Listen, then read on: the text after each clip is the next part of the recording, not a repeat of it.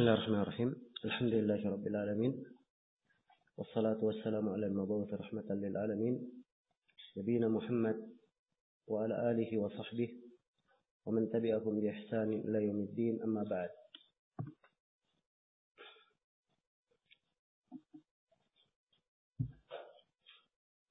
Ini majelis yang ke-24 dari Daurah Fikih kita di hari yang ke-7, membahas kitab Manhajus Salikin wa Tawdihul Fiqh fid Din karya Syekh Abdurrahman bin Nasir As-Sa'di rahimahullahu taala.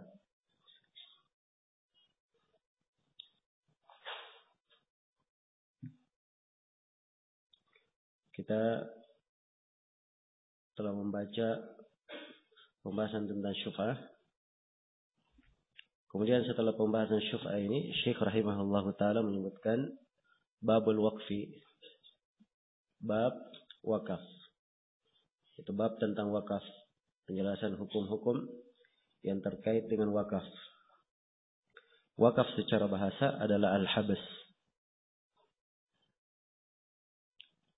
Wakaf secara bahasa adalah al-habs. Ya. Menahan.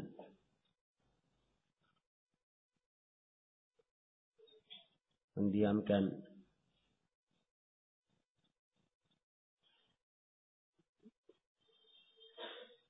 Dan mana secara bahasa ini ya mempengaruhi pengaruh dalam definisi. Sebab yang dimaksudkan dengan wakaf adalah seseorang menahan asal hartanya dan mengalirkan manfaatnya. Inilah yang didefinisikan di sini oleh Syekh rahimahullah. Beliau katakan bahwa wakaf adalah tahbisul asli wa tasbilul manafi'. Ya. Ini definisi wakaf dari pembahasan pertama yang diterangkan oleh Syekh rahimahullah. Jadi wakaf adalah tahbisul asl wa tasbilul manafi'. Menahan asalnya, asal harta ditahan. Wa tasbilul manafi', dan manfaatnya dialirkan, disalurkan. Ya. Asal harta tidak boleh dijual, tidak boleh dibeli, tidak boleh diberikan, tidak boleh dihibahkan.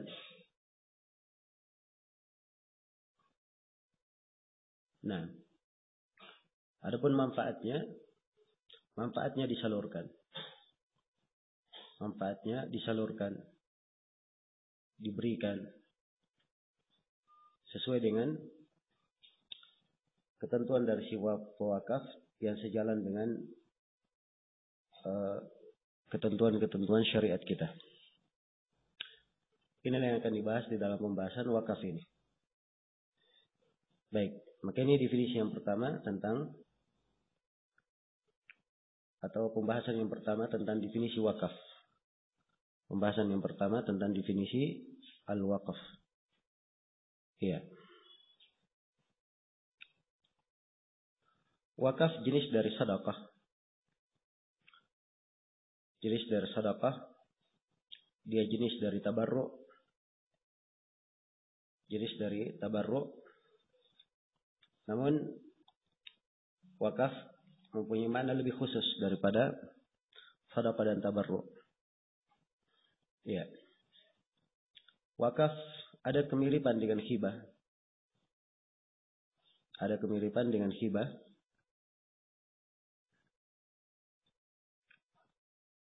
Di mana semuanya adalah kepemilikan atau memberikan kepemilikan di masa hidup tanpa ada imbalan. Hanya saja ada perbedaan antara wakaf dan hibah, di mana wakaf pemilikannya itu adalah milik Allah. Asal hartanya ditahan, manfaatnya mengalir. Kalau hibah, ini diberikan kepemilikan mutlak kepada siapa yang dihibahkan kepadanya. Ya. Jelas ya?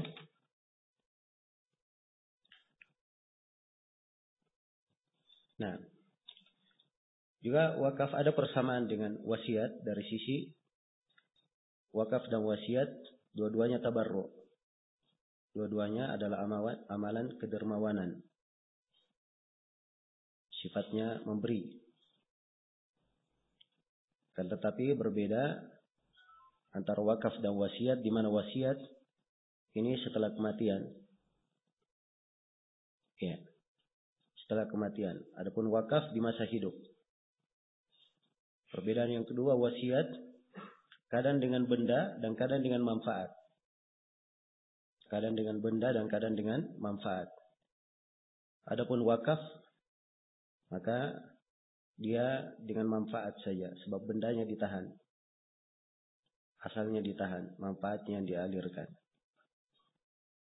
Baik, ini perbedaan-perbedaan beberapa istilah yang telah berlalu bersama kita dan sebagiannya akan kita bahas. Baik. Kemudian pembahasan yang kedua yang diterangkan di sini oleh Syekh rahimahullah tentang keutamaan dan ketentuan wakaf. Ya. Kata beliau, wa huwa min afdalil qurabi. Wa huwa min afdali al-qurabi wa anfa'iha.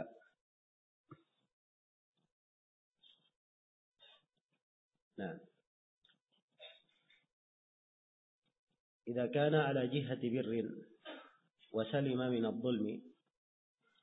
Dan wakaf ini adalah kurba yang paling afdal. Taqarrub, ibadah yang paling afdal dan paling bermanfaat.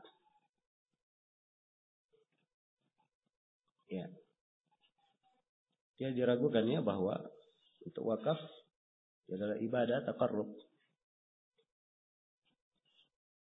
yang sangat afdal. Dan dia sangat bermanfaat. Sangat bermanfaat. Karena manfaatnya mengalir terus. Bermanfaat untuk manusia. Tapi disyaratkan pada wakaf ini syarat-syarat ketentuan ini yang disyaratkan di sini oleh Syekh. Idza kana ala jihati birrin. Kalau diarahkan kepada wakaf itu ditujukan kepada arah kebaikan. Yang pertama, kemudian yang kedua, wasalima minadh-dhulmi. Dan dia selamat dari kezaliman. Tidak ada kezaliman di dalamnya. Ya. Dia tidak mewakafkan sesuatu yang membahayakan ahli warisnya. Membahayakan orang lain. Membahayakan orang-orang yang dia berhutang kepadanya dan selainnya. Jadi harus selamat dari kezaliman. Ya, ini akan kita lebih rinci nanti di pembahasan ketentuan wakaf dalam hadits yang akan datang. Sini Syekh sebutkan ya, hadits yang menjelaskan keutamaannya. Di hadits berdasarkan hadits, idza mata al-'abdu inqata'a 'amaluhu illa min salat. Apabila seorang hamba meninggal, maka seluruh amalannya terputus kecuali satu. Kecuali tiga. Terputus amalannya kecuali tiga. Shadaqatin jariyah. Yang pertama adalah sedekah jariyah, sedekah yang bermanfaat. Apa yang jariyah yang terus mengalir pahalanya.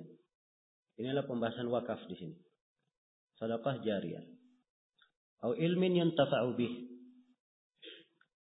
Atau ilmu yang diambil manfaat dengannya. Yang kedua, awaladin salih yad'u lah. Atau anak yang salih yang mendoakan untuknya. Rawahu Muslim. Hadits ini Riwayatkan oleh Imam Muslim dari hadits Abi Hurairah. Baik, hadits ini menjelaskan keutamaan wakaf. Dan wakaf ini, ya, bagi siapa yang mewakafkannya, dia adalah amalan yang mengalir. Terus dia dapatkan kebaikannya walaupun dia sudah meninggal. Ya, sepanjang apa yang diwakafkan berjalan dan bermanfaat bagi manusia, maka dia akan terus merasakan pahalanya, mendapatkan pahalanya. Iya. Baik. Kemudian di sini Syekh rahimahullah menjelaskan, membawakan hadis Ibnu Umar. Yang hadis Ibnu Umar ini termasuk dasar utama yang menjelaskan tentang hukum-hukum wakaf. Kata beliau, "Wa Ibnu Umar radhiyallahu anhuma annahu qala." Dari Ibnu Umar radhiyallahu anhuma beliau berkata, "Asaba Umaru ardan bi Khaybar." Umar radhiyallahu anhu mendapatkan tanah atau mendapatkan tanah di Khaybar. Ya. Fa'ata an-nabiy sallallahu alaihi wasallam yasta'miruhu fiha. Maka Umar pun datang kepada Nabi sallallahu alaihi wasallam meminta pertimbangan kepadanya tentang tanah ini. Ya, perhatikannya, Umar bin Khattab radhiyallahu taala juga datang kepada Nabi meminta pertimbangan Nabi dalam hal yang seperti ini. Ya, hal yang sifatnya qurbah. Ini menunjukkan dari kebiasaan para sahabat dan para salaf rahimahumullahu taala, mereka meminta pertimbangan, meminta kejelasan dalam hal-hal yang menyangkut ibadah, ketaatan dan kebaikan yang mereka ingin lakukan. Iya. Faqala, maka Umar berkata, "Ya Rasulullah, wahai Rasulullah, inni asabtu ardan bi Khaybar." Sungguhnya saya mendapatkan tanah di Khaybar. Lam usib malan qad huwa anfasu indi minhu. Saya tidak pernah mendapatkan harta yang lebih bernilai bagi saya daripada tanah itu. Ya. Sini menunjukkan bahwa harta itu kadang melekat sesuatu pada hati-hati orang yang salih dan itu tidak berbahaya. Sebab Umar di sini berkata dia adalah tanah yang sangat bernilai di sisiku. Jelas ya? Sangat bernilai di sisiku. Nah, dan di sini bolehnya seseorang mengungkap apa yang ada di dalam dirinya dari kecintaan pada sesuatu, kalau memang itu diperlukan, ya. Dan di sini Umar ketika menjelaskan tentang hal ini, beliau ingin menginfakkan, beliau ingin mensedekahkannya, bukan artinya beliau ria di dalam hal ini, ya. Karena itu tidak setiap ucapan yang diucapkan oleh seseorang terkait dengan pemberian yang dikeluarkan atau wakaf yang diwakafkan, dia berbicara dengan sebuah pembicaraan yang terlihat kecintaannya kepada barang itu atau bagaimana upaya dia di dalam mengeluarkannya, itu tidak menunjukkan ketidakikhlasannya. Tidak menunjukkan ketidakikhlasan. Ya, sebab hal yang seperti ini belum tentu mengandung kemungkinan. Dan Umar di sini hanya mengungkapkan kepada Nabi Shallallahu Alaihi Wasallam bahwa ini adalah harta yang sangat berharga, bernilai di sisi Umar. Dia ingin sedekahkan, maka harus tepat tempatnya untuk disedekahkan. Begitu maksudnya Umar menceritakan kenapa harta ini sangat bernilai, agar supaya diarahkan kepada sedekah yang paling afdal atau cara mensedekahkannya dengan paling afdal. Maka Nabi Shallallahu Alaihi Wasallam mengarahkan, kata beliau, "In syi'ta habbasta aslaha wa tasaddaqta biha." Kata Nabi, kalau engkau ingin, maka engkau tahan asalnya dan kamu bersedekah dengannya. Ya. Ini menjelaskan bahwa hukum wakaf adalah sunnah, bukan wajib. Sebab Nabi hanya memberikan pilihan. In syi'ta, kalau engkau ingin, habbasta aslaha, kamu tahan asalnya. Asal dari tanah itu kamu tahan. Ya. Dibuat tertahan. Apa artinya dibuat tertahan? Akan diterangkan nanti, yaitu tidak boleh dimiliki, tidak boleh dijual, tidak boleh diwarisi, tidak boleh dihibahkan. Ya. Jelas ya? Wa tasaddaqta biha, dan kamu bersedekah dengannya. Ini pesan Nabi sallallahu alaihi wasallam, dan ini di antara dasar utama pensyariatan wakaf dan ketentuannya. Qala, maka Ibnu Umar berkata, "Fatasaddaqa biha Umar." Maka Umar pun bersedekah dengannya. Ghaira annahu la yuba'u asluha. Ya. Umar bersedekah dengannya. Ini menunjukkan bahwa wakaf itu dihitung dengan sedekah. Ada kemiripan dengan apa? Sedekah. Maka di antara fikih umum yang harus diketahui dalam pembahasan wakaf, siapa yang sudah mewakafkan tanahnya, berarti wakaf tersebut sudah keluar dari kepemilikannya. Bukan lagi miliknya. Ya, jelas ya? Bukan lagi miliknya. Sebagaimana sedekah, ketika sudah dia keluarkan, maka itu bukan lagi miliknya. Sudah diserahkan. Tergantung ke arah mana diserahkan. Ya, kalau di sini dia wakafkan, maka dia adalah milik Allah Subhanahu wa taala. Ya, tidak dari manusia yang memilikinya. Jelas ya? Tidak dari manusia yang memilikinya. Yang ada akan diterangkan nanti tentang pengelolaan wakaf. Itu akan diterangkan tentang orang yang mengelola wakaf, nadir al-wakaf. Baik. Jadi diperhatikan ini bahasa Umar bersedekah dengannya. Ya. Ini kaidah dasar di dalam orang yang mewakafkan. Agar supaya hatinya itu ya sudah melepaskan wakaf tersebut. Tidak terikat dengannya. Ya, tidak merasa dia masih memilikinya. Ya. Dan ini termasuk masalah yang kadang dialami di dalam pembahasan wakaf, di mana terjadi permasalahan antara si pewakaf dan si pengelola wakaf. Kenapa? Dasarnya karena si pewakaf itu masih merasa memiliki, dan ini keliru. Ya. Dan ini adalah hal yang keliru.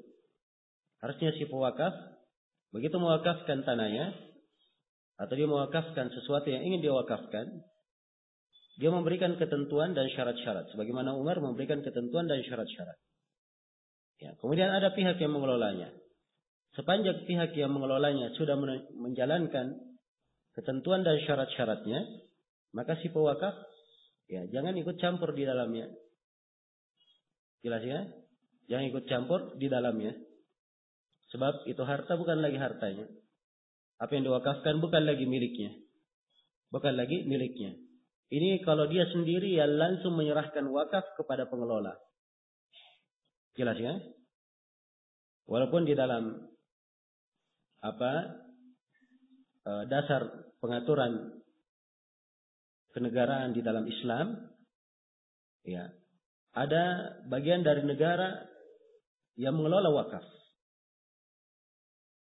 Jadi siapa yang mewakafkan tanahnya atau mewakafkan sesuatu, semuanya dilaporkan ke negara.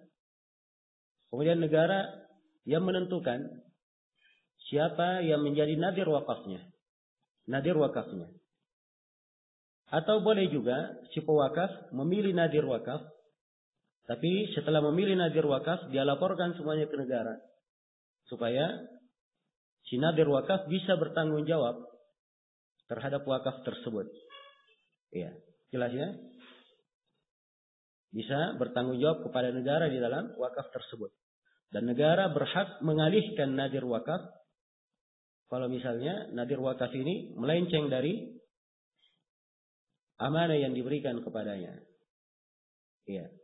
Ini kalau diserahkan kepada negara, Tapi kalau si pewakaf seperti di hukum negara kita di sini, ya bisa disyahkan wakaf itu melalui lembaga-lembaga yang telah disiapkan atau telah ada di pemerintahan kita, dan si pewakaf sendiri itu bisa membuat sebuah yayasan tersendiri untuk badan wakafnya, ya sebagai pelindung untuk wakaf tersebut, dan diketahui bahwa dia adalah wakaf, tidak ada yang memilikinya. Dia adalah wakaf, tidak ada yang memilikinya. Jelas ya? Baik. Jadi ini terkait dengan pembahasan wakaf. Iya. Dan hendaknya si pewakaf ketika dia mewakafkan, karena dia menghendaki kebaikan, dia menjaga ketentuan ini agar supaya lebih menjaga keikhlasannya, ya, dan lebih menjaga amalan salihnya. Ya, berbeda kalau nadir wakafnya melenceng dari amanah, ini lain lagi. Ya.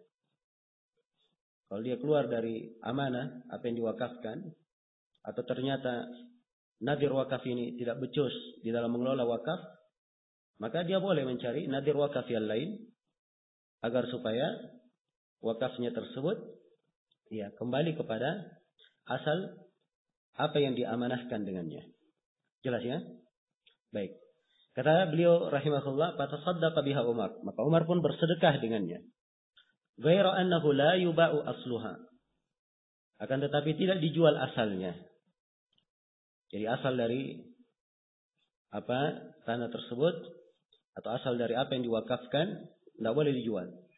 Ya, yang diwakafkan boleh diwakafkan tanah, boleh diwakafkan bangunan, ya, boleh diwakafkan bangunan, ya, dan juga menurut pendapat yang terkuat boleh diwakafkan sesuatu yang berpindah. Sesuatu yang berpindah. Ya. Kalau akar jelas tanah, bangunan, ya dia bangun misalnya pertokohan, hasilnya dari pertokohan ini diwakafkan.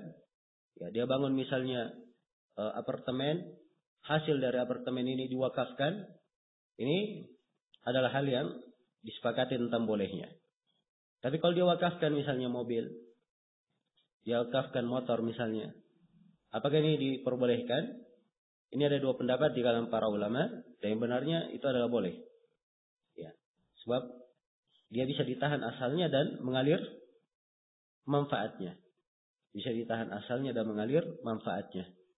Demikian pula boleh mewakafkan buku-buku agama, ya, sebab ini juga bisa ditahan asalnya dan manfaatnya dialirkan. Ya, setiap orang yang ingin membacanya, boleh dia membacanya. Akan tetapi tidak boleh dijual, tidak boleh diwariskan, dan tidak boleh diberikan. Ya. Jelas ya? Demikian pula di antara bentuk wakaf, misalnya seseorang membuat tempat-tempat minum umum yang manusia minum air bersih darinya. Ya, di masa dahulu orang-orang bikin kirbah atau tempat minum dari kulit, ya, kemudian diisi dengan air agar supaya airnya menjadi dingin. Ya, dan ini diperlukan di musim panas.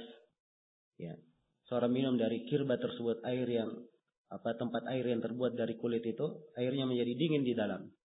Ya, dan di masa kita ini banyak kemudahan. Mungkin seorang bisa pasang kulkas atau air dingin di jalan yang seorang bisa minum darinya. Jelas ya? Kalau dia lakukan hal tersebut, itu bentuk dari wakaf. Ya, adalah hal yang diperbolehkan. Jadi tahan asalnya, dialirkan manfaatnya. Tidak boleh dijual asalnya. Tidak boleh dijual asalnya. Dan akan datang pembahasan nanti, apakah sama sekali tidak boleh dijual? Bagaimana kalau wakafnya rusak atau wakafnya sudah tidak bermanfaat? Apakah boleh dijual supaya diganti dengan hal yang bermanfaat? Ini akan datang pembahasannya nanti oleh Syekh rahimahullah. Baik, kemudian kata beliau, wala yurathu. Ya. Dan tidak boleh diwariskan. Tidak boleh diwariskan. Sebab setelah kita maklumi bahwa wakaf ini sudah keluar dari pemilikan si pewakaf. Ya. Dia adalah milik Allah Subhanahu wa taala, tidak boleh diwariskan. Wala yuhab. Dan tidak boleh diberikan. Tidak boleh diberikan. Baik. Kemudian di sini Umar memberikan ketentuan dalam wakafnya. amanah yang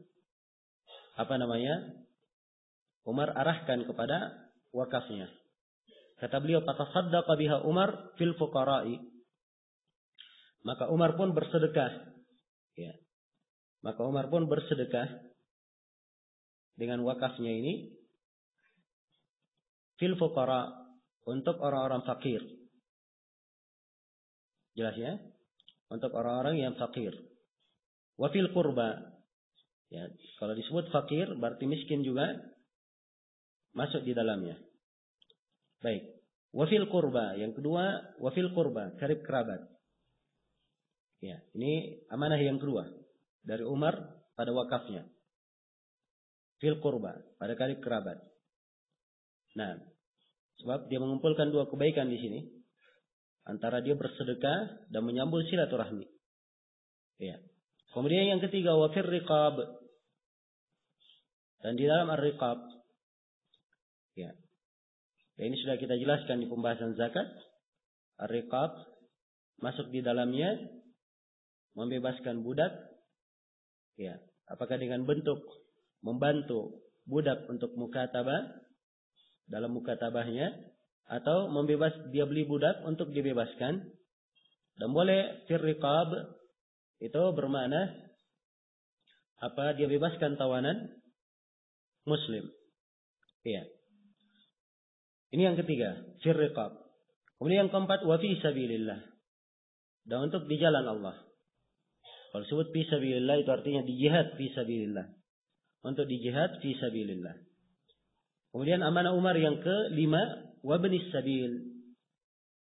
Ya, untuk ibnus sabil, orang yang kehabisan bekal, ya, di jalan.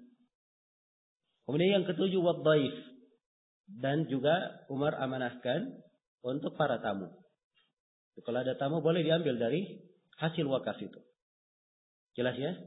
Ini 7 amanah dari Umar radhiyallahu taala anhu. Ya. Pada wakaf yang beliau wakafkan. Ya, dan tidak harus mewakafkan dengan 7 amanah ini. Boleh seorang mewakafkan pada batasan tertentu misalnya. Misalnya dia membangun bangunan, kemudian dia amanahkan ini hanya untuk fakir dan miskin saja. Ya. Atau dia amanahkan ini hanya untuk anak yatim saja. Ya. Atau dia buat sebuah usaha yang sudah tetap, kemudian dia katakan bahwa ini hanya untuk para penuntut ilmu saja. Jelas ya? Maka ini boleh. Kalau diarahkan kepada satu pihak saja, maka boleh saja. Sebab kemaslahatan itu tergantung pada tempatnya dan tergantung kepada keperluan kaum muslimin dari kemaslahatan tersebut. Mungkin di suatu tempat fakir dan miskin itu lebih perlu dikhususkan. Jelas ya? Lebih perlu dikhususkan. Mungkin di suatu tempat para penuntut ilmu itu lebih perlu untuk dikhususkan. Jelas ya? Maka di sini seorang melihat apa yang paling bermanfaat untuk apa yang dia wakafkan. Baik. Kemudian kata beliau, wala junaha ala man waliyaha. Ya, dan tidak apa-apa bagi orang yang waliyaha, yang memegang wakaf tersebut. Ini disebut dengan nama nadirul waqaf. Ya, disebut dengan nama apa? Nadir al-waqaf. Ya.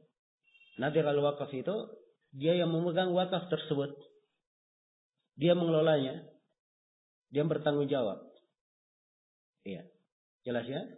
Tapi ingat, nadirul waqaf bukan pemilik. Bukan pemilik. Dia hanya pengelola. Maka karena dia hanya pengelola, ya, kewajibannya dia tidak ada masalah makan darinya dari hal yang ma'ruf. Jelas ya? Diambil sesuatu yang memang layak sebagai upahnya. Layak sebagai upahnya. Kalau dia misalnya mengelola di tempat yang lain dengan upah, maka dia mengelola wakaf ini, dia ambil hal yang semisal dengannya. Tidak ada masalah. Jelas ya? Wa yut'ima sadiqan, dan boleh dia beri makan kepada kawannya. Maksudnya kalau ada tamunya dia beri makan, tidak ada masalah. Ghairu mutamawwilin malan, tanpa dia menumpuk-numpuk harta, tidak mencari harta di situ. Jadi dia adalah orang yang mengelola. Ini nadir al-waqaf. Dan disyaratkan pada nadir waqaf ini beberapa syarat. Ya. Syarat yang pertama adalah al-Islam. Dia adalah seorang muslim. Ya. Nadir waqafnya harus seorang apa? Seorang muslim. Ya. Kemudian syarat yang kedua, nadir waqafnya adalah jaizut tasarruf. Jaiz at-tasarruf. Ya, apa jaiz at-tasarruf? Ya, dia balik, akil, dan rasyid. Ya, dia balik, orang yang balik, kemudian akil. Ya. Waras. Jelasnya, dia adalah orang yang waras, bukan orang yang gila. Kemudian rasyid. Ya. Dia adalah orang yang pandai menggunakan dan menempatkan sesuatu pada tempatnya. Jelas ya? Ya. Kalau dia tidak pandai, wakafnya tidak digunakan pada tempatnya, ya, maka ini bukan rasyid namanya. Tidak pantas menjadi nadirul wakaf. Tidak memenuhi syarat. Jelas ya? Kemudian yang ketiga dari syarat wakaf, ya. Dari syarat apa? Nadirul wakaf. Nadir wakaf ini harus orang yang amin, orang yang terpercaya. Ya. Orang yang terpercaya, sebab dia memegang amanah di sini. Dia memegang amanah. Dan kalau dia punya sifat amanah, maka dia akan tahu bahwa dirinya sedang mengelola wakaf.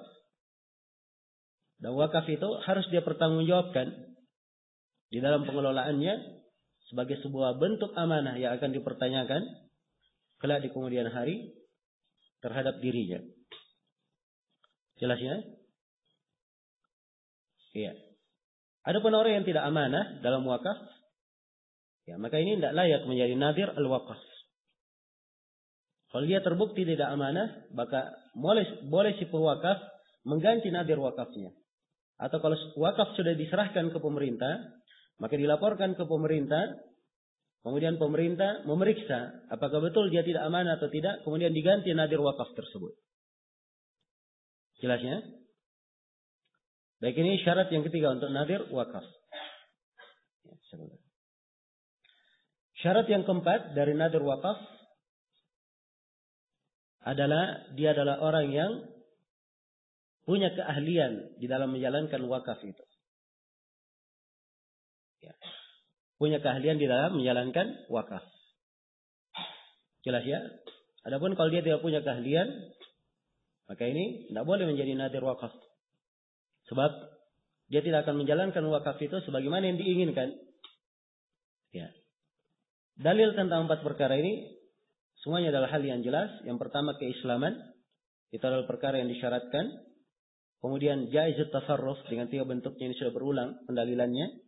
Adapun yang ketiga dan keempat, ini adalah syarat umum yang dipakai untuk mempekerjakan seseorang pada sebuah pekerjaan. Dasarnya adalah firman Allah Subhanahu wa taala, "Inna khaira man ista'jarta al-qawiyul amin." Sungguhnya sebaik-baik orang yang engkau pekerjakan diberi upah adalah orang yang kuat lagi terpercaya. Ya, kuat, dia punya kemampuan, punya keahlian. Amin, dia terpercaya di dalam hal tersebut. Iya. Maka ini syarat nadir al-waqaf. Jelas ya? Syarat nadir al-waqaf. Ya, hadits yang disebutkan di sini adalah muttafaqun alaih. Haditsnya muttafaqun alaih. Baik. Kemudian kata Syekh rahimahullah, wa afdaluhu anfa'uhu lil muslimin. Sekarang wakaf apa yang paling afdal? Wakaf apa yang paling afdal? Kata beliau yang paling afdalnya adalah yang paling bermanfaat bagi kaum muslimin. Jelas ya? Yang paling bermanfaat bagi kaum muslimin. Nah, dan alhamdulillah jalur kebaikan itu banyak. Bentuk-bentuk wakaf yang seorang bisa masuk di dalamnya itu sangatlah banyak. Jelas ya? Ya, seorang melihat yang paling bermanfaat bagi kaum muslimin. Dan ditentukan di sini apa jenis wakaf yang paling bermanfaat oleh Syekh. Karena memang ya ini berbeda-beda keadaan suatu tempat, apa yang diperlukan di suatu tempat, posisi wakafnya di mana. Ya, jelas ya? Baik. Maka dilihat yang paling afdalnya bagi kaum muslimin. Kemudian kata beliau, wayan akidu bil qaulid dalli 'alal waqfi. Ya. Kata beliau, wayan akidu, dan wakaf itu dianggap syah, ya, dianggap telah menjadi wakaf apabila ada ucapan dari si pewakaf. Si pewakaf telah mengeluarkan ucapan yang menunjukkan tentang wakaf. Ya, jelas ya? Si pewakaf berkata, ini tanah saya wakafkan. Ini rumah saya wakafkan. Atau dia tidak bahasakan dengan bahasa saya wakafkan. Ini tanah ditahan asalnya. Tidak boleh dijual, tidak boleh diwarisi, tidak boleh diberikan. Walaupun dia tidak bilang wakaf, orang sudah paham. Yang diinginkan adalah apa? Adalah wakaf. Jelas ya? Ya. Atau dikatakan, ini dialirkan manfaatnya untuk fakir miskin misalnya. Jelas ya? Maka ini sudah menunjukkan wakaf sighah ini. Atau dari perbuatannya hal yang menunjukkan bahwa dia mewakafkan. Ya. Jelas ya? Baik. Dan di sini beliau terangkan wayan aqidu bil qaulid dalli 'alal waqfi. Ini salah satu rukun dari rukun wakaf. Sebab wakaf itu ada 4 rukunnya. Ya, suatu dikatakan wakaf, dia syah sebagai wakaf dengan 4 rukun. Rukun yang pertama ada sighah dari si pewakaf. Ada sighah dari siapa? Si pewakaf. Ya, orang yang mewakafkan dia telah berbicara. Ya. Telah ada darinya makna yang menunjukkan dia wakafkan. Atau ada tulisan darinya yang menunjukkan dia wakafkan. Ini semuanya dari bentuk-bentuk yang syah sebagai dianggap sebagai apa? Sebagai sighah al-waqaf. Iya. Kemudian yang kedua, syarat yang kedua atau rukun yang kedua ada pewakaf. Al-waqif. Ya. Rukun yang kedua dari rukun wakaf ada apa? Pewakafnya. Dan si pewakaf disyaratkan padanya 2 syarat. Syarat yang pertama, dia jaiz at-tasarruf. Jaiz at-tasarruf. Ya, sebab dia akan menyerahkan harta, mengeluarkan harta, maka dia harus balik. Ya. Supaya sempurna akalnya dan dia harus akil di atas kesadaran, tidak gila, dan dia harus rasyid. Ya. Pandai mempertimbangkan. Jelas ya, apa yang dia lakukan. Kemudian syarat yang kedua pada pewakaf, dia harus memiliki apa yang diwakafkan. Dia harus memiliki apa yang diwakafkan. Tidak boleh dia mewakafkan sesuatu yang dia tidak miliki. Ya, atau milik orang lain dia wakafkan. Jelas ya, itu tidak syah. Baik. Kemudian syarat yang ketiga atau rukun yang ketiga dari rukun wakaf. Ya, rukun yang ketiga dari rukun wakaf adalah arah yang dia wakafkan kepadanya. Arah yang dia wakafkan kepadanya. Pada arah yang diwakafkan kepadanya ini disyaratkan beberapa syarat. Syarat yang pertama, diarahkan wakaf itu terarah pada arah kebaikan. Dia terarah pada arah kebaikan. Iya. Ini yang pertama. Jadi tidak boleh ada wakaf pada hal yang maksiat. Ya. Pada hal yang maksiat. Jelas ya? Tidak boleh dalam hal yang maksiat. Demikian pula dalam hal yang bid'ah tidak diperbolehkan. Apalagi kalau hal tersebut terkait dengan kesyirikan. Ya. Terkait dengan kekufuran. Ya. Dia membangun gereja misalnya, tempat-tempat peribadatan untuk orang kufar. Ya. Atau dia mencetak buku-buku zanadikah, buku-buku kesyirikan. Ini tidak diperbolehkan. Dan tidak syah sebagai wakaf. Ya, maka ini syarat yang pertama ya pada arah yang diwakafkan. Kemudian yang kedua, arah yang diwakafkan kepadanya itu dari orang yang syah untuk memiliki. Jadi kalau saya katakan syah untuk memiliki, belum tentu dia menjadi pemilik. Cuma ini syarat. Ya, sebab orang yang berhak memiliki itu ada ketentuan. Jelas ya? Jadi diarahkan kepada orang yang syah untuk memiliki. Dia syah untuk memiliki dengan kepemilikan yang sempurna. Dengan kepemilikan yang sempurna. Jelas ya? Baik.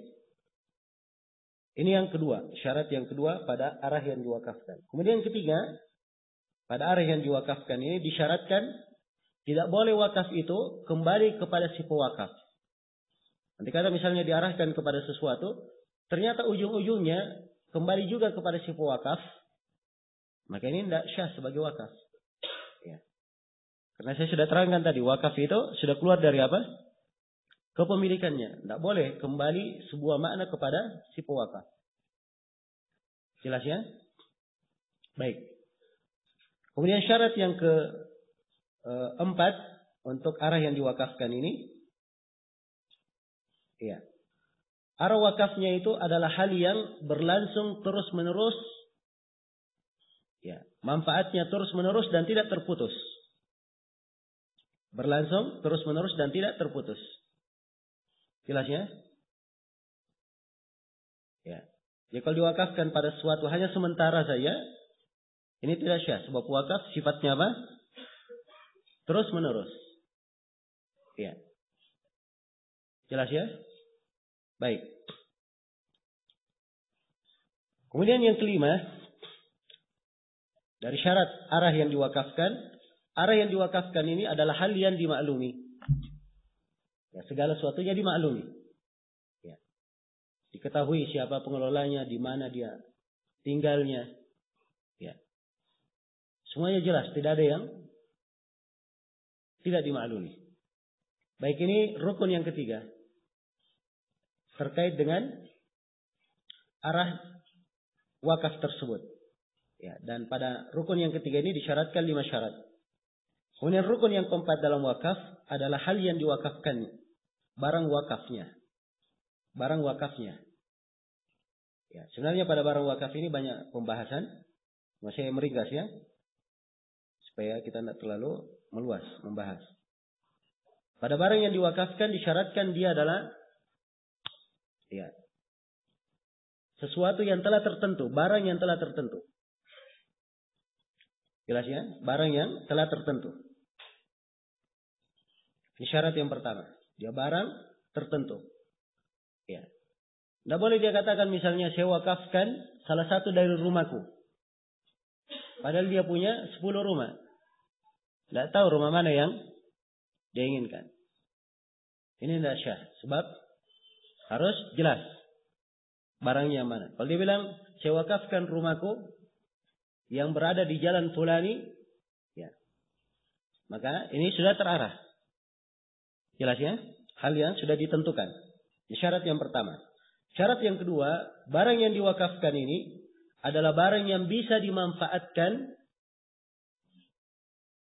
Barang yang bisa dimanfaatkan. Ya.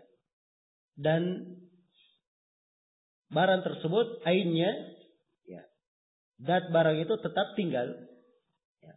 Tetap ada. Jelas ya? Jadi barangnya tetap ada tapi bisa dimanfaatkan. Manfaatnya bisa terus mengalir. Ya. Kalau dia adalah barang yang sementara misalnya. Tidak tinggal maka tidak boleh. Dia tidak syah sebagai wakaf. Ya. Maka tidak syah misalnya seorang datang membawa 100 nasi bungkus. Dia katakan ini nasi bungkus saya wakafkan. Ya. Jelas ya? Sebab ini dia bukan barang yang tetap. Ya. Walaupun niatnya bersedekah tapi tidak syah dikatakan apa? Wakaf. Dia katakan ini saya sedekahkan. Atau ini saya berikan. Atau dia gunakan lafaz-lafaz yang lainnya. Atau maksud yang lainnya. Adapun wakaf tidak syah sebagai apa? Wakaf. Jelas ya? Kemudian yang keempat dari syarat barang yang diwakafkan. Barang yang diwakafkan itu tidak terkait dengan hak orang lain. Tidak terkait dengan hak orang lain. Iya. Jelas ya?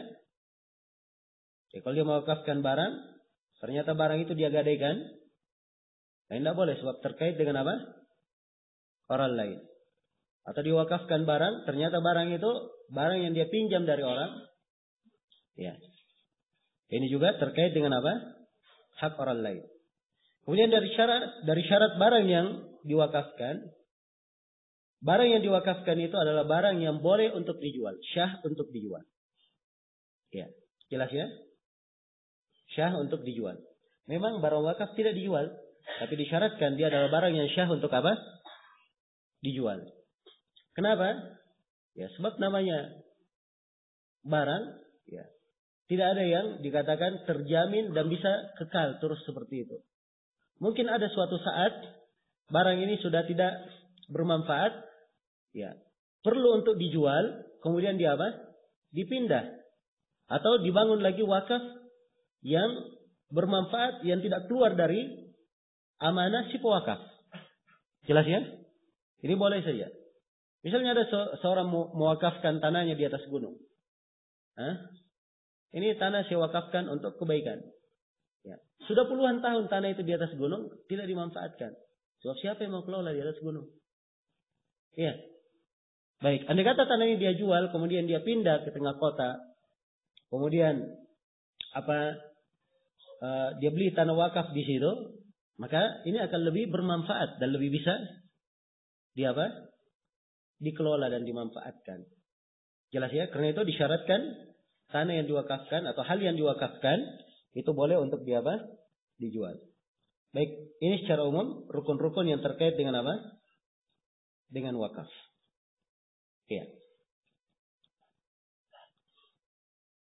Kemudian kata Syekh rahimahullah,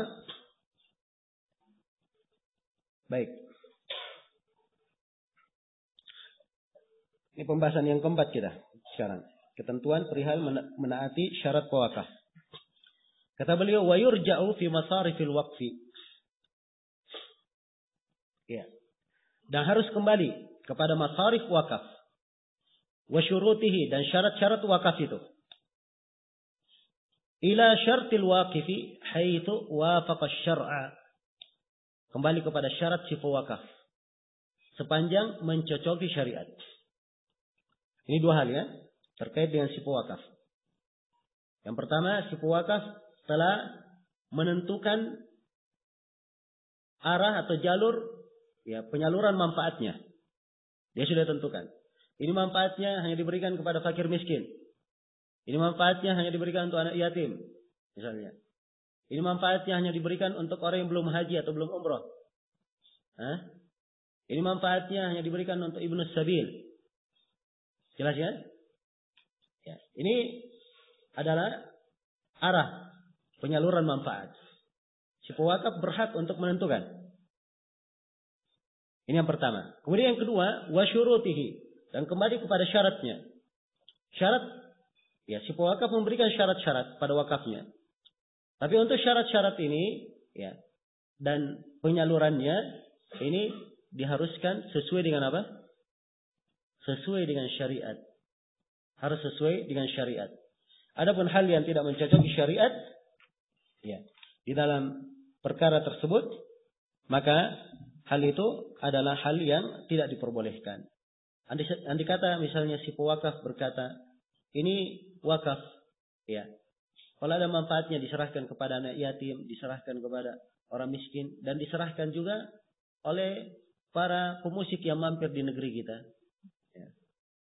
Jelas ya? Maka ini tidak boleh. Dipenuhi syarat yang ketiganya, tidak boleh. Sebab itu dalam apa? Dalam maksiat. Ya. Dalam maksiat. Dan ini tidak diperbolehkan. Jelas ya? Maka kembali syarat wakaf itu dipenuhi kalau tidak bertentangan dengan syariat. Adapun kalau dia bertentangan dengan syariat, Rasulullah SAW telah menyatakan batalnya syarat seperti itu. Telah berlalu hadits bersama kita, al-muslimuna ala syurutihim illa syartan harrama halalan atau ahalla haraman. Ya, kaum muslimin berada di atas syaratnya, kecuali syarat yang menghalalkan hal yang haram atau menghalalkan hal yang halal. menghalalkan hal yang haram. Ya, jelas ya? Kecuali syarat yang mengharamkan hal yang halal atau menghalalkan hal yang haram. Ya. Maka ini dasar pembahasan di dalam masalah syarat syifa wakaf. Baik. Kemudian di pembahasan yang terakhir di sini terkait dengan wakaf, Syekh rahimahullah menjelaskan hukum tentang wakaf yang sudah tidak dimanfaatkan. Kata beliau, wala yuba'u, dan tidaklah wakaf itu dijual. Ya. Tidaklah wakaf itu dijual. Ya, ini kenapa tidak dijual? Sudah berlalu ya dalilnya dari hadits Ibnu Umar. Ya, dan sudah kita terangkan apa maksud dari wakaf itu. Wala yuba'u, dan dia tidak dijual illa an tata'attala manafi'uhu, kecuali kalau manfaatnya itu sudah mu'attilah. Ya. Sudah tidak berjalan lagi manfaatnya. Jelas ya? Sudah tidak berjalan. Seorang mewakafkan misalnya sumur bor. Dia gali sumurnya, dia beli alatnya. Ya. Dia beli alatnya. Alatnya ini sudah rusak, dia perbaiki, dan tidak bisa baik lagi. Ini alat kalau dijual masih bisa didapatkan sebagian apa? Ya? Sebagian dari harganya. Ya. Maka tidak apa-apa dijual dengan sebagian harganya. Kemudian kalau misalnya ada pewakaf lain yang ingin mewakafkan hal yang sama, boleh saja ditambah untuk melengkapi bikin sumur bor baru. Jelas ya? Atau kalau dia misalnya sumur bornya besar, ya dijual kemudian dia dapatkan hasil beli yang kecil, maka dia beli yang kecil. Yang penting apa? Manfaatnya terus berjalan. Ya. Jadi kata beliau, illa an tata'attala manafi'uhu, kecuali kalau manfaatnya itu muta'attilah, sudah tidak bisa berlanjut berjalan, fayuba, maka wakafnya boleh dijual. Wa yuj'alu fi mislihi au ba'di mislihi, dan dijadikan pada yang semisal dengannya. Perhatikan, dijadikan pada yang semisal dengannya atau sebagian yang semisal dengannya. Ya, sebab ini kembali kepada amanah syifa wakaf. Ya, maka dijadikan hal yang semisal dengannya. Apakah pada hal yang sama atau pada sebagiannya sama dengan hal itu. Jelas ya? Sama dengan hal itu. Baik. Kalau misalnya ada yang mewakafkan tanya, ini misalnya bangunan tanah untuk kegiatan dakwah misalnya. Kegiatan dakwah luas kan? Ya. Baik.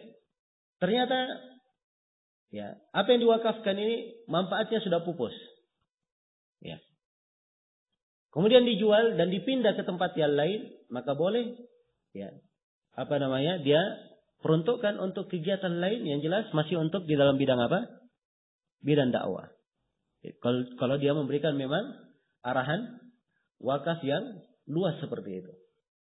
Ya. Jadi bisa masuk ke yang semisal dengannya atau sebagian yang apa? Semisal dengannya. Baik, ini sekilas tentang pembahasan wakaf dari uraian Syekh rahimahullahu taala. Dengan ini kita sudah selesai membahas tentang wakaf. Sekarang kita pindah ke pembahasan berikutnya. Kata beliau, babun al-hibatu wal atiyatu wal wasiyah. Ya, ini bab terkait dengan hibah, atiyah dan wasiat. Ya. Hibah, atiyah dan apa? Wasiat. Nah, ini semuanya akan diberi definisi oleh Syekh rahimahullah. Jelas ya? Dan Syekh di sini memberikan ketentuan umum dalam hibah, atiyah dan wasiat. Ini pembahasan yang pertama dari uraian beliau. Kata beliau, wahiyya min uqudit tabarruat. Dan dia dari akad apa? Tabarruat. Akad yang terkait dengan tabarru'. Ingat ya, kalau sifatnya tabarru' itu dari satu arah saja. Tidak dari dua arah. Ya, hanya dikeluarkan, diwakafkan, disedekahkan dan tidak ada imbalannya. Ya. Itu akad apa namanya? Tabarruat. Kemarin kita sebutkan ada berapa akad? Ada 4 akad. Akad yang pertama?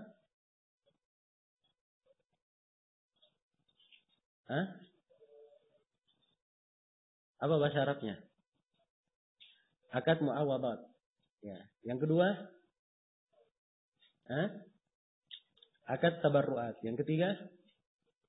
Akad tawsiqat. Ya. Apa contohnya akad tawsiqat? Hah? Ya, sudah berlalu ya. Gadai, rahan, dhaman, kafalah. Ya, 5 perkara. Ya, syahadah dengan kitabah. Baik. Yang keempat akad ya musyarakat dalam bersyarikat. Nah, ingat itu ya. Saya berikan kaidah kemarin supaya kita bisa mengkelompokkan pembahasan-pembahasan ini. Ya. Dan kalau dikelompokkan seperti Syekh di sini membuat 3 pembahasan sekaligus disatukan, ini sebenarnya akan lebih memudahkan seorang untuk memahami. Jelas ya? Baik. Kemudian kata beliau, setelah itu beliau berpindah ke pembahasan yang kedua, menjelaskan definisi hibah, atiyah dan wasiat. Ya. Kata Syekh rahimahullah, kata beliau, fal hibatu at-tabarru'u bil mali fi halil hayati was-sihha. Hibah adalah tabarru', ya. Dia berdermawan memberi harta fi halil hayati, pada saat hidup, was-sihha, dan masih sehat. Itu hibah. Jelas ya? Katakan, ini saya hibahkan buku ini kepadamu. Ya, dia berucap masih sehat, maka itu namanya apa? Ya, hibah. Saya hibahkan uang 10 juta ini kepadamu. Dia masih sehat, itu disebut apa? Hibah. Ya. Jelas ya? Baik. Kemudian kata Syekh, wal atiyatu at-tabarru'u bihi fi maradi mautihi al-mukhawwaf. Ya, atau al-mukhawwif. Atiyah adalah tabarru', dia mengeluarkan ya hartanya pada sakitnya, sakit yang dia mati di situ, sakit yang mengkhawatirkan. Ya. Jelas ya? Sebab orang sakit 2 macam, ada sakitnya. Oh, ini wajar orang sakit seperti itu. Tapi ada sakit mengkhawatirkan. Ya, dia akan meninggal. Nah, kalau disakit yang mengkhawatirkan, dia berkata ini uang 10 juta untuk kamu, maka ini apa bahasanya? Hibah atau atiyah? Atiyah. Jelas ya? Baik. Kalau wasiat, kata Syekh, al-wasiyah at-tabarru' bihi ba'dal maut. Wasiat adalah dia berwasiat dengannya setelah mati. Iya, setelah mati. Baik. Jadi kalau dikatakan ini saya berikan 10 juta ini, atau kamu setelah saya meninggal kamu dapat 10 juta. Jelas ya? Nah, maka ini disebut wasiat. Terkait dengan setelah meninggal. Dan ini akan ditentukan ketentuan tambahan terkait dengan wasiat. Baik. Jadi ini beberapa istilah perlu kita jelaskan. Ini 3 ya. Hibah, atiyah, dan apa? Wasiat. Ya, hibah seperti yang disebutkan oleh Syekh secara umum, seperti yang diterangkan oleh beliau. Ya, kalau dalam definisi umumnya di dalam buku fikih, hibah dikatakan tamlikul mal bila iwadin fil hal. Ya. Dia memberikan harta tanpa ada imbalan pada keadaan itu juga. Pada keadaan itu juga. Ini hibah. Iya. Jelas ya?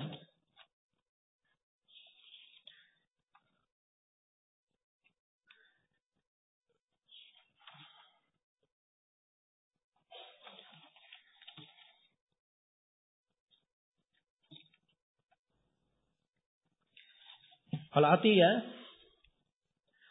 sebenarnya dia adalah kata yang lebih luas. Ya. Dia kata yang lebih luas.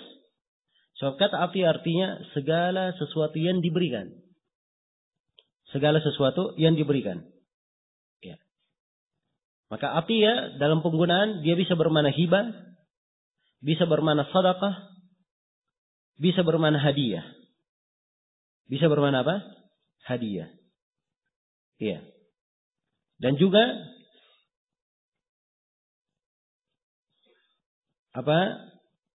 atiyah ini dia kadang digunakan untuk bahasa mahar.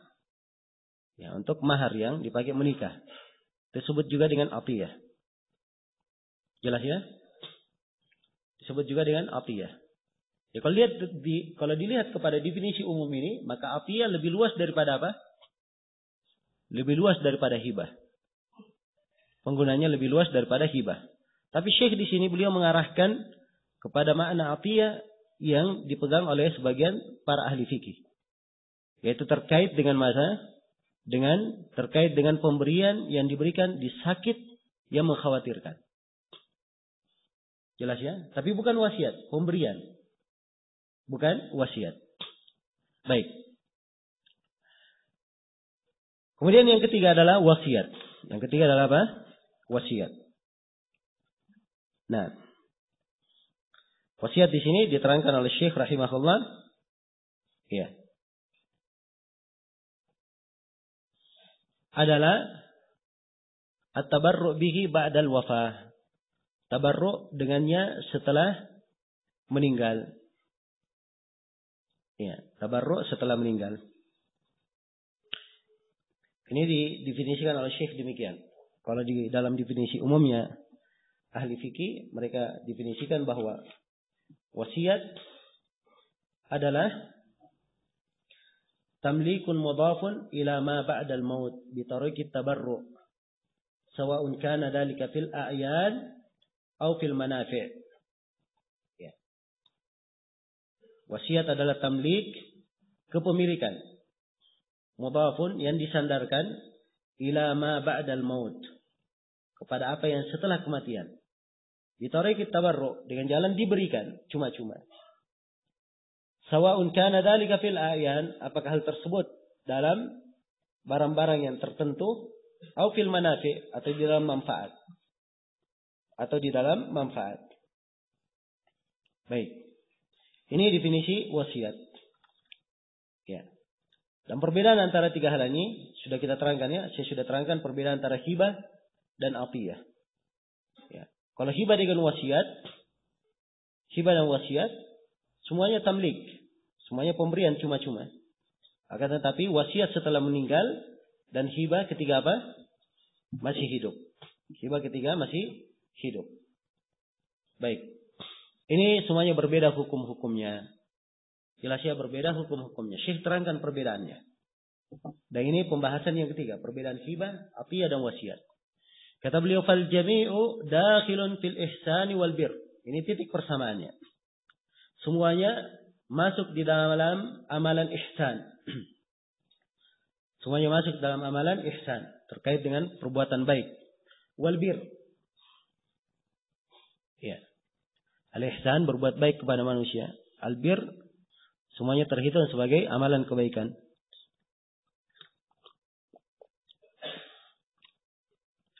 Alhamdulillah. Ya, ini titik persamaannya. Kemudian Syekh membedakan perbedaan antara hibah, atiyah dan wasiat. Kata beliau, fal hibatu min ra'sil mal. Ya. Hibah itu dari ra'sil mal. Ya, dia dari pokok harta. Hibah dari apa? Dari pokok harta. Wal atiyatu wal wasiyatu minas thuluth fa aqal li ghairi waris. Ya, adapun wasiat. Nah, adapun wasiat adapun atiyah dan wasiat itu dari sepertiga. Dari sepertiga atau kurang. Ya. Untuk selain pewaris. Jelas ya? Jadi kalau hibah diambil dari pokok harta. Sebab dia pemberian di masa hidup. Jalan yang diberikan, dikeluarkan. Ya. Dari hartanya. Tapi kalau atiyah dan wasiat. Itu dilihat kalau. Dilihat pada hartanya. Dia hanya boleh pada sepertiga saja. Paling fullnya sepertiga. Dan afdalnya kurang dari sepertiga. Afdalnya kurang dari apa? Sepertiga. Iya. Jelas ya? Fama zada anis thuluth. Kemudian Syekh terangkan. Ya. Fama zada anis thuluth. Kapan lebih daripada sepertiga, ya, au kana liwaris, atau wasiat tersebut untuk seorang ahli waris, ya, tawaqqafa ala ijazatil warasa al-mursyidin. Maka ini ditentukan pada pembolehan para ahli waris yang lainnya, yang rasyid, yang mereka ini bisa berpikir. Jelas ya? Baik, Syekh terangkan di sini secara global, secara umum bahwa wasiat hibah itu dikeluarkan dari pokok harta. Adapun atiyah dan wasiat ini sepertiga. Pengarahannya sepertiga untuk selain ahli waris. Jadi kalau misalnya seorang berkata, ya, saya berwasiat kalau saya meninggal, ya, maka rumah ini adalah milik si fulan. Fulan ini bukan ahli warisnya. Dan harga rumah ini lebih dari sepertiga hartanya. Setelah hartanya dikumpul, setelah dia meninggal, ya, dikeluarkan semua biaya-biaya, ya, penyelenggaraan jenazahnya, dilunasi hutang-hutangnya kalau dia punya hutang.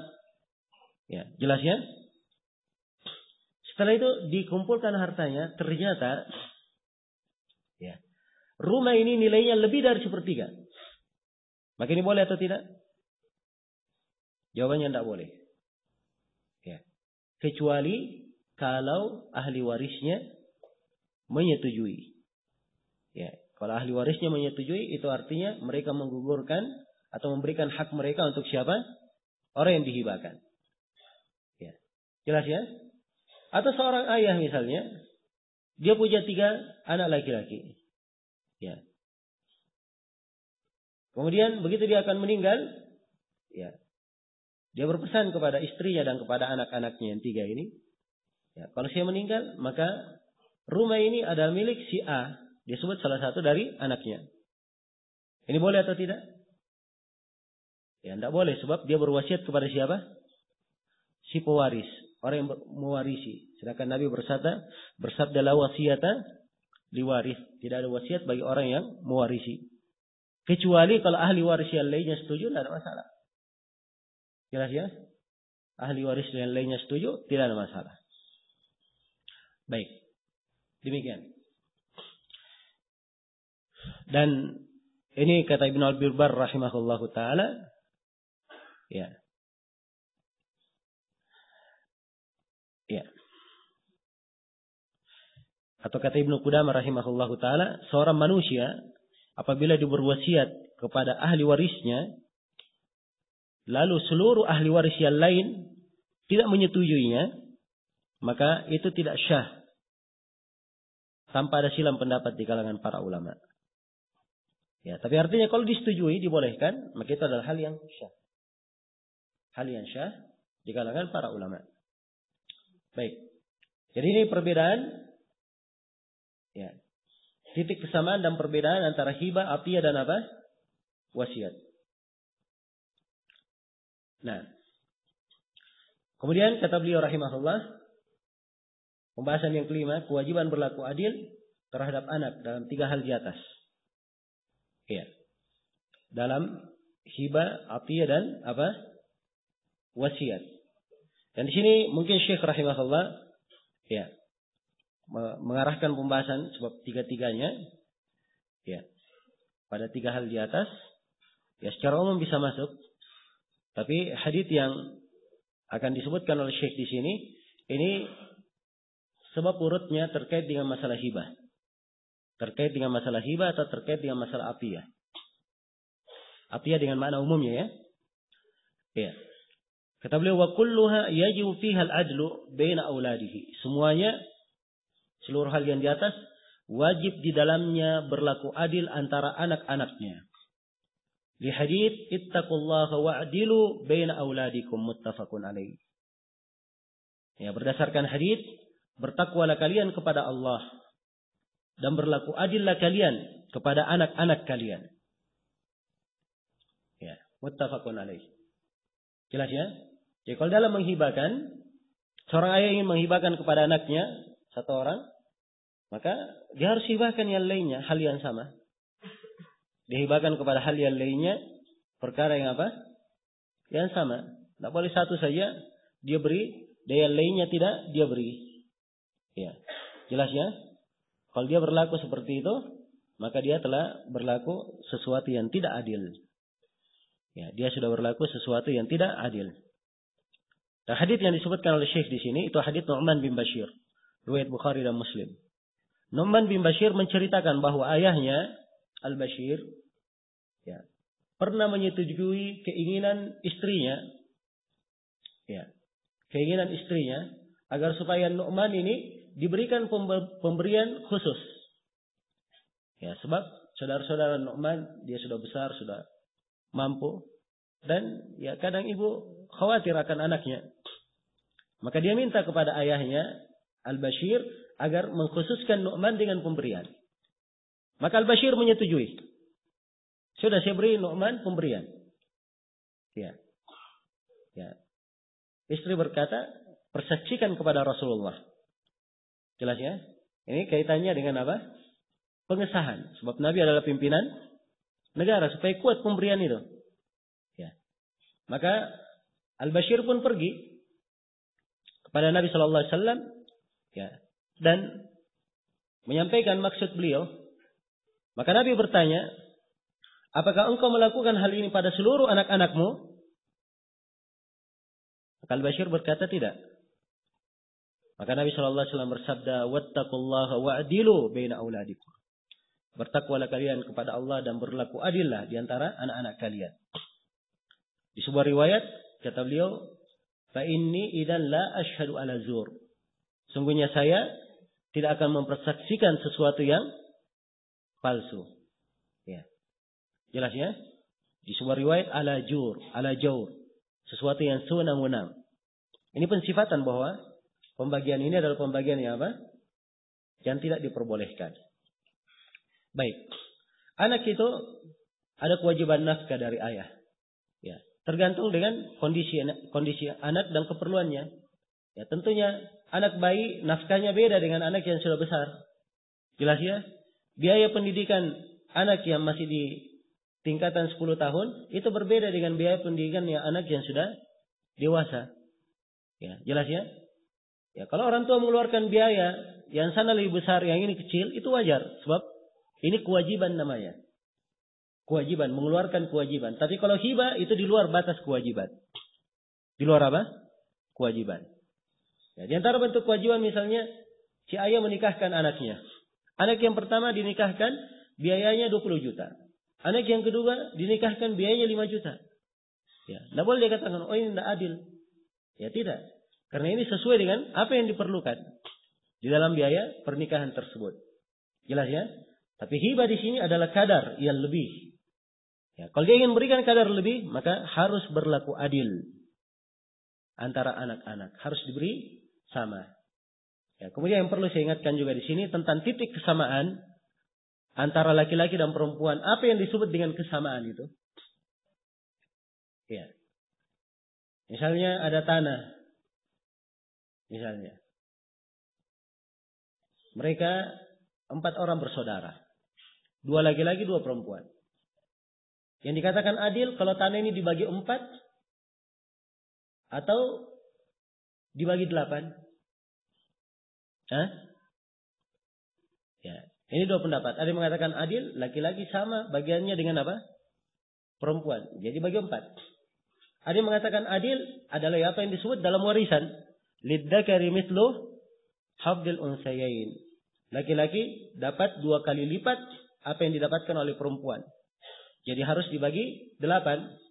Ya. Jelas ya? 2 anak perempuan ya dapat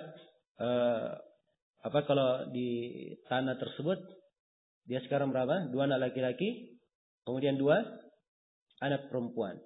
Ya. Jadi anak perempuan dapat 1/8, kemudian yang lainnya dapat atau dibagi 6 ya. Berarti anak perempuan dapat 1/6, kemudian laki-lakinya 2/6. Jelas ya? 2/6. Baik. Jelas sampai sini? Ya, demikian. Ini dua pendapat di kalangan para ulama ya di dalam masalah ini. Ya. Dua-duanya pendapat yang kuat. Saya terus terang sampai sekarang ya tidak bisa menguatkan antara salah satu dari dua pendapat ini. Walaupun kebanyakan dari guru-guru kita di masa ini mereka menguatkan pendapat laki-laki 2 kali lipat daripada perempuan. Ya, dan di sebagian jawaban saya memberikan jawaban dengan jawaban tersebut, sebab itu yang dipegang oleh kebanyakan ulama dan guru-guru kita di masa ini. Nah, dan pendapat yang kedua juga punya sisi kekuatan. Baik. Selesai ya pembahasan tentang apa? Ittaqullaha wa'dilu baina auladikum. Bertakwalah kepada Allah dan berlaku adillah antara anak-anak kalian. Ini pembahasan yang kelima. Ya. Kemudian kata Syekh rahimahullahu taala di sini. Nah, kata beliau wa ba'da taqbidil hibah wa qubuliha la yahillu ar-ruju'u fiha. Ya. Ini pembahasan tentang menerima hibah. Rujuk dari hibah. Pembahasan tentang rujuk dari hibah.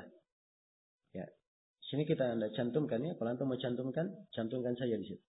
Setelah yang kelima masukkan pembahasan tentang hukum rujuk dari riba. Apa hukum rujuk dari hibah? Setelah hibah itu dipegang dan diterima, maka tidak halal dia kembali dalam hibahnya. Ya. Di hadits berdasarkan hadits al-aidu fi hibatihi kal kalbi yaqi'u thumma ya'udu fi qai'ihi muttafaqun alaih. Orang yang kembali dalam hibahnya, rujuk dari hibahnya, itu seperti anjing yang muntah, kemudian dia kembali memakan muntahnya. Muttafaqun alaih. Ini perumpamaan yang sangat jelek ya. Bagi orang yang kembali mengambil barang yang dia sudah berikan. Iya. Kemudian, beliau bawakan hadits yang lain. Itu tadi hadits pertama dari hadits Ibnu Abbas. Ya. Kemudian hadits berikutnya, wa fil haditsil akhar. Ini hadits yang kedua ini datang dari beberapa orang sahabat. Dari Ibnu Umar dan Ibnu Abbas. Nah.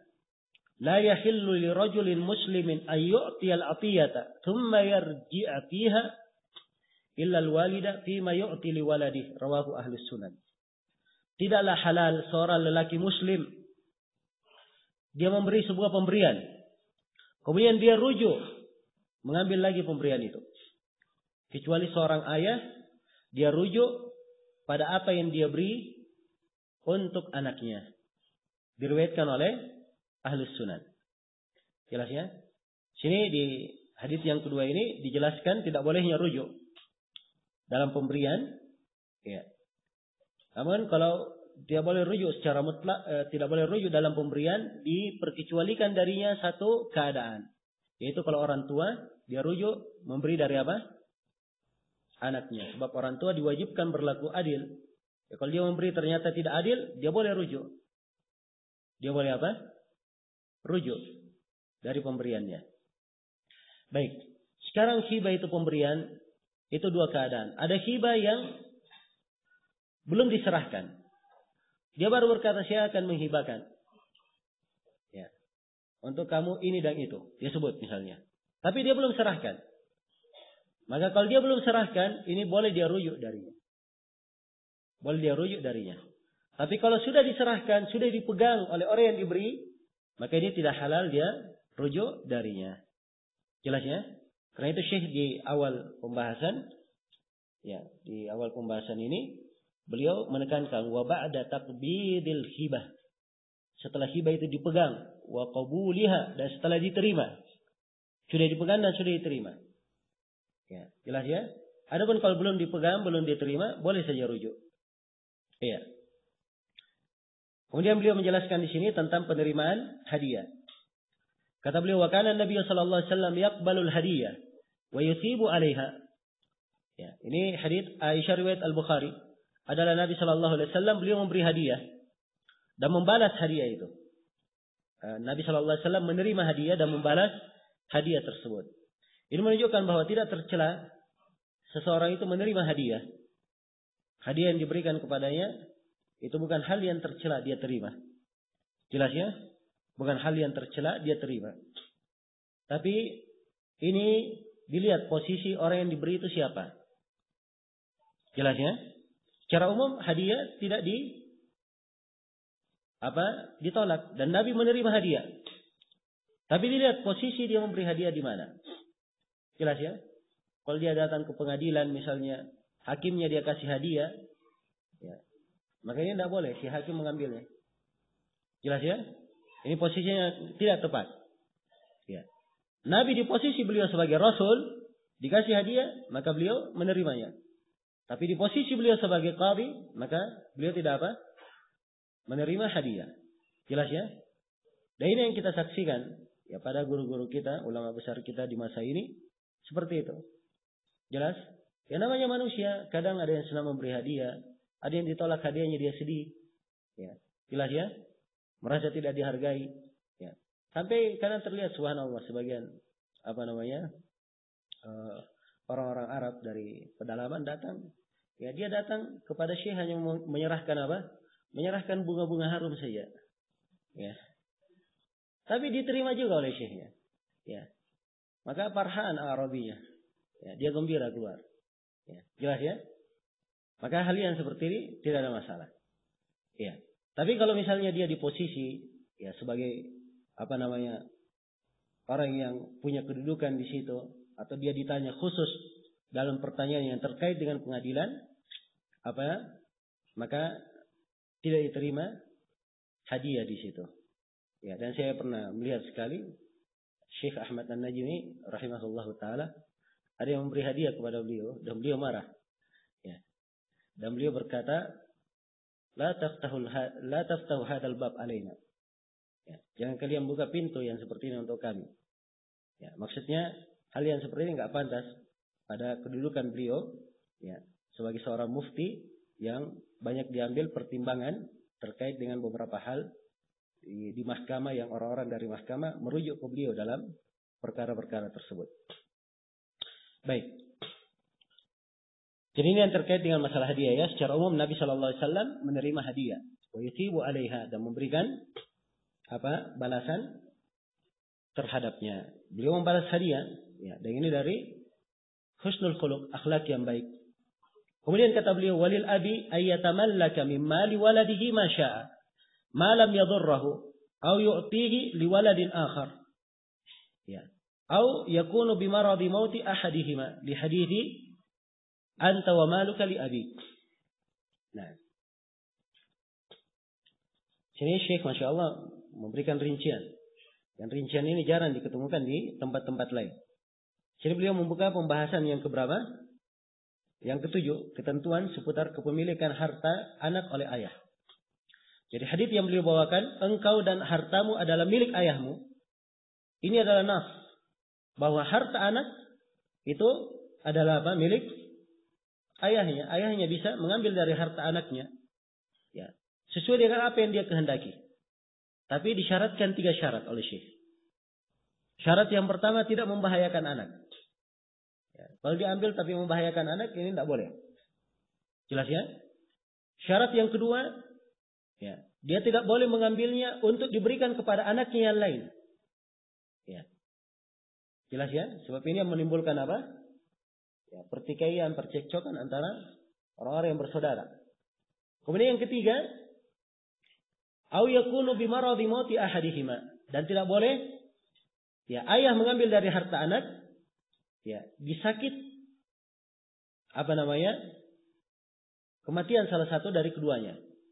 Yang maksudnya ayah sudah hampir meninggal, diambil harta anaknya ya, atau anak ketika akan meninggal diambil hartanya diambil oleh ayahnya. Afwan ya, saya ulangi.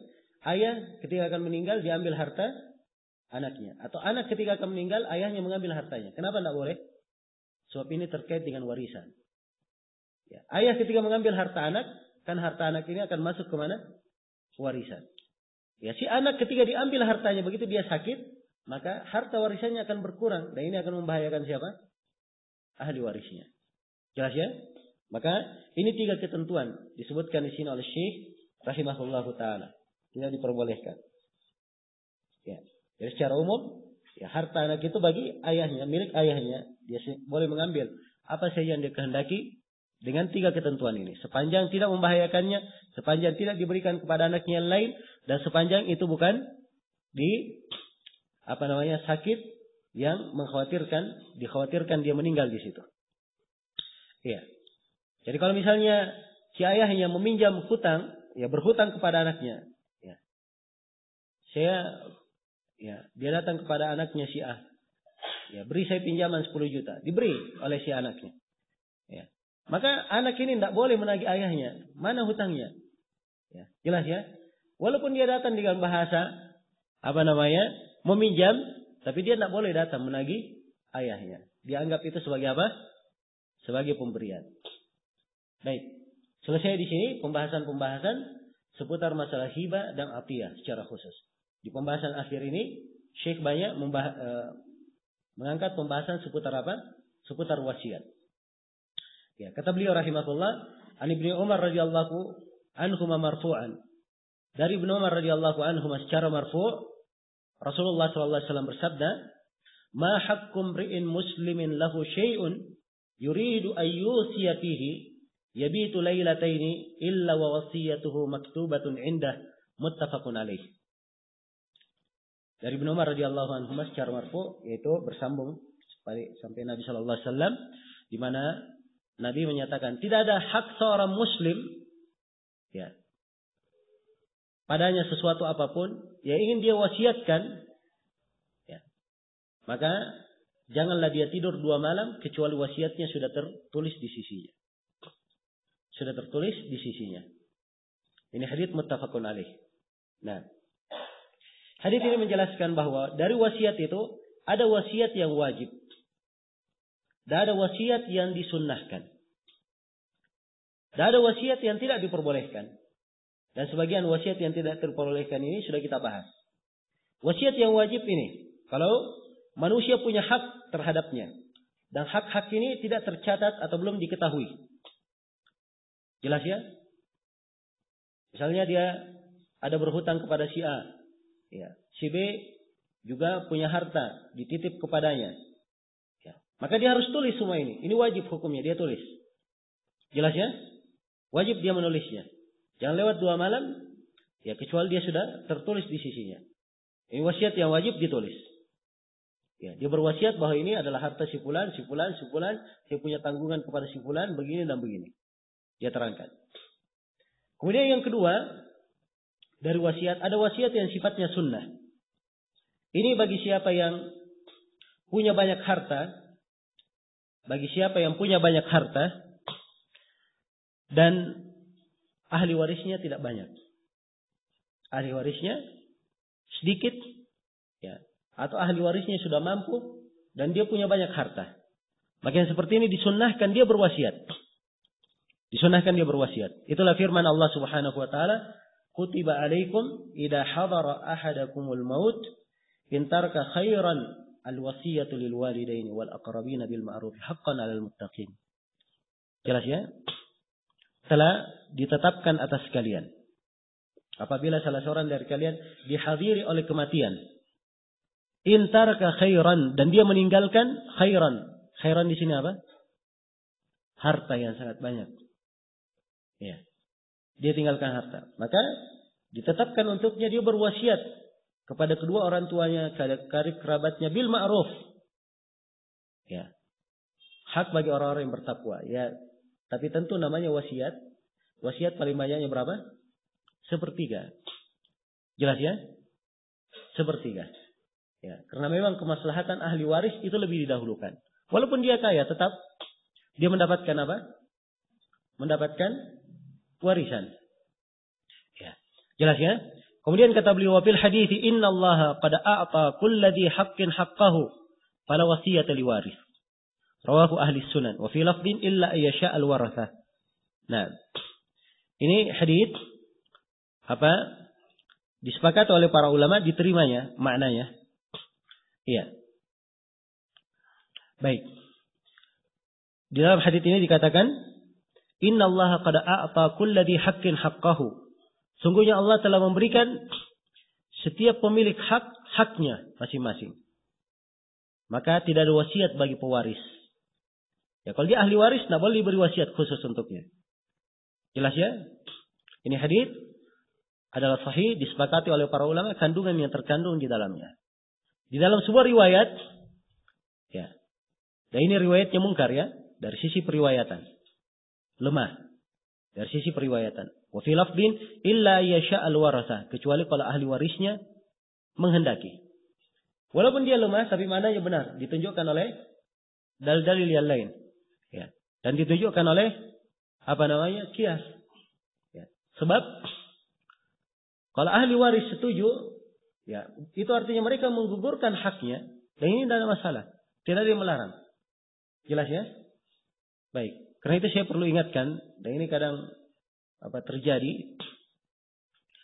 Ya. Ya, sebagian orang kalau dia pandang haditsnya lemah, langsung dia cap semua hukum yang dibangun di atas hadits lemah ini adalah lemah juga. Ya, jelas ya? Dan ini adalah kaidah yang keliru. Ya. Jelas ya? Sangat keliru sekali kaidah yang seperti ini. Ya, ini akibat kejahilan. Ya. Dan tidak talaki, tidak mengambil ilmu dari guru. Ya. Dia baru belajar sedikit misalnya ilmu hadits. Oh, ini haditsnya dhaif. Kalau begitu, siapa yang beramal dengan hadits ini berarti dia melakukan bid'ah. Ya. Dia melakukan bid'ah. Jelas ya? Di antara buku yang sangat mengerikan yang pernah saya baca. Ya. Ada seorang yang menulis buku risalah tentang bid'ah-bid'ah. Ya. Jelas ya? Judulnya risalah tentang bid'ah-bid'ah. Saya baca buku ini, wah habis kita ini. Semuanya kita ahlul bid'ah nanti. Ya. Sedikit-sedikit bid'ah. Nah, di buku ini dia tersebutkan hadis tentang doa. Di antaranya ya, saya ingat sekarang ya. Walaupun banyak sekali waktu saya baca catatan. Ya, dan saya pernah baca dengan sebagian ustadz sambil ketuk mulut. Wah ini kita habis dibidain kita ini. Ya. Ada hadis tentang istikharah bagi orang yang ingin menikah. Ya. Hadis istikharah bagi orang yang ingin menikah. Dia kasih kesimpulan bahwa hadisnya ini dhaif. Karena itu salat istikharah untuk orang yang akan menikah itu adalah bid'ah. Ya. Jelas. Perhatikan pemahaman orang ini. Ya. Dia melemahkan satu hadis. Padahal istikharah itu telah syah dari riwayat yang lain. Nabi mengajarkan istikharah pada segala sesuatu, termasuk pada nikah. Memang hadisnya lemah, tapi dia ada dalilnya di tempat yang lain. Saya perhatikan ya bentuk lancangnya. Ya. Sama misalnya kalau dia dapat riwayat kayak begini, oh ini riwayatnya dhaif. Kalau begitu, ya diizinkan oleh ahli waris atau tidak diizinkan, tidak boleh. Ya. Dan ini keliru ya, mengambil pemahaman-pemahaman yang seperti ini. Karena itulah sekali lagi ikhwani fillah, ya. Ini nasihat untuk diri saya dan seluruh ikhwah agar supaya seorang di dalam belajar itu dia serius untuk mengambil dari guru. Ya, supaya pemahamannya benar. Ya, jelas ya? Dan dia membaca buku itu bukan cuma baca satu buku saja dalam satu bidang. Banyak buku yang dia baca di bidang itu, di satu bidang. Agar supaya kalau dia salah memahami di buku yang pertama, maka mungkin akan lurus pemahamannya di buku yang kedua. Jelas ya? Baik. Jadi saya simpulkan di sini dari kandungan hadis tidak ada wasiat bagi ahli waris kecuali kalau ahli waris yang lainnya menyetujuinya. Baik, kemudian kata beliau rahimahullah, wa yanbaghi ya. Liman laysa indahu syai'un yahsulu fihi ighna'u warasatihi alla yusi bal yad'u at-tarika kullaha liwarasatihi. Ya. Ini etika ya. Sepantasnya bagi seseorang yang tidak menemukan di sisinya sesuatu yang bisa mencukupi ahli warisnya, sepantasnya jangan dia berwasiat. Sepantasnya apa? Jangan dia berwasiat. Bal yada'u tarika kullaha li warasatihi. Bahkan hendaknya dia tinggalkan ya, harta warisan itu tarika, harta warisannya dia tinggalkan seluruhnya untuk ahli warisnya. Jelas ya? Jadi kalau dia tahu ahli warisnya sendiri perlu, maka yang pantas baginya jangan dia berwasiat. Jelas ya? Bahkan kalau dia masuk dalam bentuk membahayakan ahli warisnya, maka haram hukumnya dia berwasiat di situ. Ya. Jelas ya? Baik. Kemudian beliau katakan kama qala Nabi sallallahu alaihi wasallam, sebagaimana Nabi sallallahu alaihi wasallam bersabda, innaka intadar warasataka aghniya'a khairun min antadarahum alatan yatakaffafuna an-nas. Muttafaqun alaih.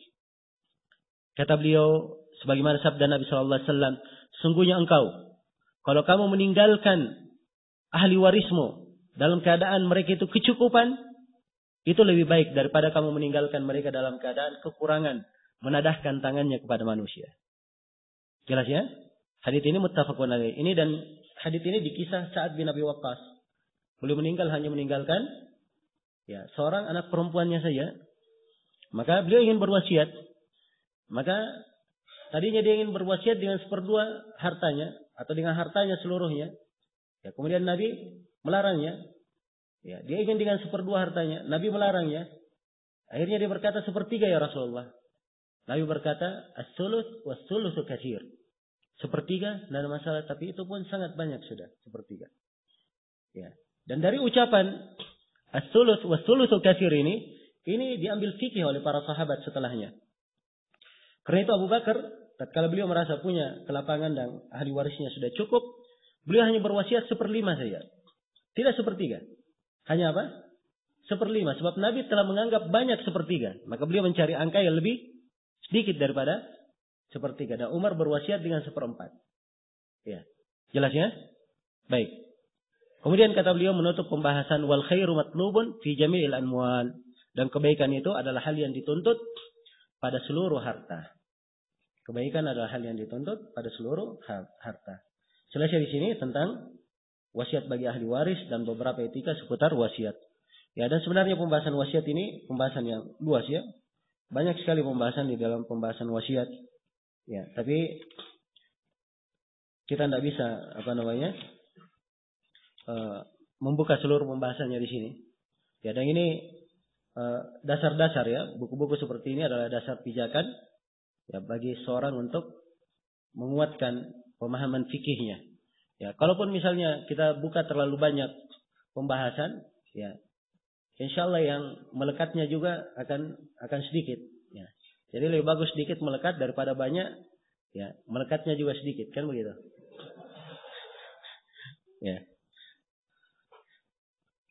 Semoga Allah Subhanahu wa taala memberikan taufik kepada seluruhnya dan insyaallah taala kita akan lanjutkan pembahasan di sesi berikutnya, akan kita masuk di dalam pembahasan masalah warisan. Untuk sementara saya cukupkan sampai sini. Subhanakallahumma bihamdik, asyhadu an la ilaha illa anta, astaghfiruka wa atubu ilaik. Walhamdulillahirabbil alamin.